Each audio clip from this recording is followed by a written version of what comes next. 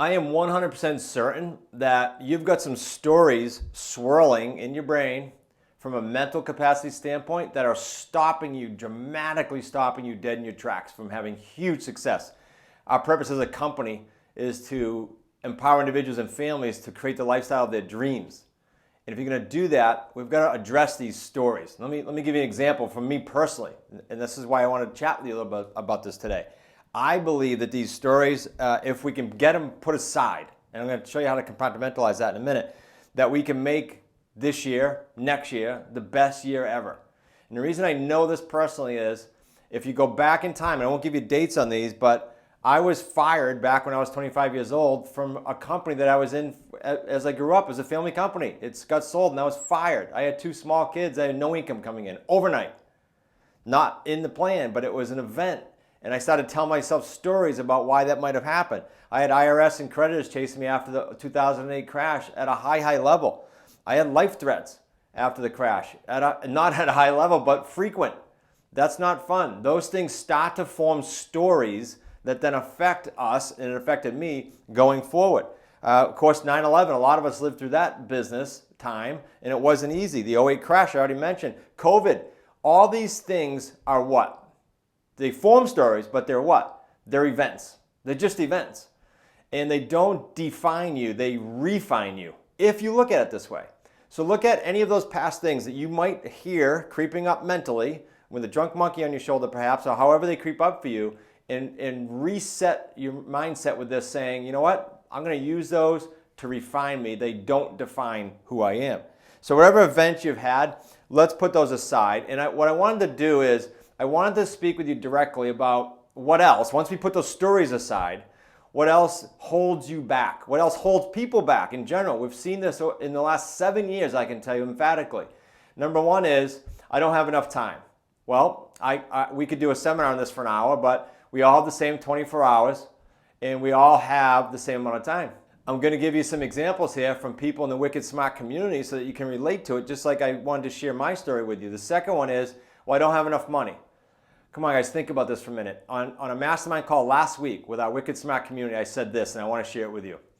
I said, look, if we were together live right now, and I asked every single one of you in the audience to come up with $1,000 right now, probably not many people carry $1,000 in cash. I typically don't, unless I'm on vacation or something, right? But if I said to you all, and I'm going to say this to you personally right now, hey, if you could find $1,000, and then I'll give you 24 hours to do it. If you can get your hands on $1,000 and you can bring it back to me, I will pay you $1,000. So you would double your money, even if you had to go borrow that. Would there be anyone that would not do that? I doubt it. I think every single person would do it. Now, why am I sharing this relative to holding them back with money? Well, it's very, very predictable what we do inside the Wicked Smart community. Very predictable. And so to me, in my brain, it's let's not have, I don't have enough money even in the conversation. Let's say, how can I get resourceful so that I can go ahead and move forward so that I can create the life of my dreams? Okay? And I'm going to give you some examples here in a minute again. And the third is, I don't have enough experience. Well, the good news is, I didn't have experience in the terms business despite experience in real estate. I literally had to hire a coach, just like I suggest you do.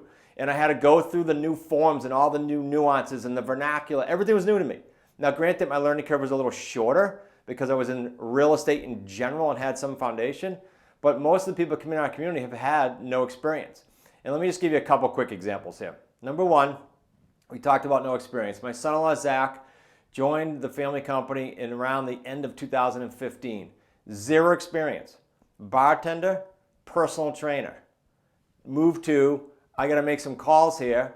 Petrified of making calls. Painful for me to listen to his calls like I do for our students and critique them. And now fast forward 6, 7 years, whatever it's been, he's done hundreds of transactions and helps others around the country do the exact same thing. No experience. In fact, I'll even make a case to say for you, if you have no experience, you're going to be more coachable. And if you are, I've got no past luggage, no past baggage, nothing to deal with. I can help you get there and streamline that process for you. Now, I know that begs, how long does it take, Chris? How long does it take me to do my first deal? I don't know because I don't know you. There are stories, like I opened up with this conversation. There are past experiences. There are skill sets. There are things that I don't know about you yet. And as soon as we get on a live call together, we'll help you define what that path might look like. No time or experience was Brian O'Neill's background. Brian sold elevators for 17 years in the corporate world, jumped on a plane every week to every other week and wasn't with his family. Time, are you kidding me? He wouldn't even be home long enough to make a few phone calls, but he did it. And he set a plan with us that said, I want to be full-time in 12 months. He did it in like 7 or 9. I think it was 9. No time on his hands whatsoever and no experience. What he did have was a desire, a deep emotional desire to create a legacy for his wife and his son, Will. And because of that, he dedicated some time. It wasn't easy to make that transition. No time, no experience. Fast forward, about 11 deals, approaching $1 million in 3 paydays.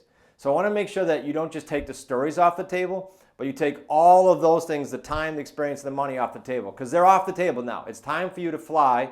It's time for you to create a year that you can look back on and say, I am super glad I did that. And our business model will support you, and our community will support you. We get together every Thursday. It's free.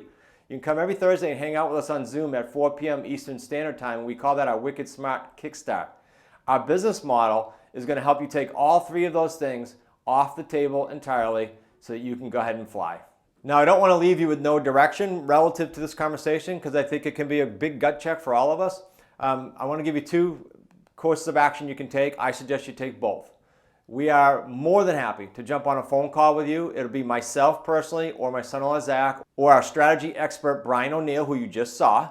And all you got to do to schedule that 15-minute call is go to smartrealestatecoach.com/action. I guarantee you'll walk out of that strategy call, you'll get off the phone or the Zoom with a little more clarity and excited to go ahead and attack the year. Secondly, I said earlier that we hang out every Thursday. Why not register for that event? It's free. And it's 50 minutes every Thursday. You can come hang out and listen to see what it's all about. Some weeks we have a guest speaker.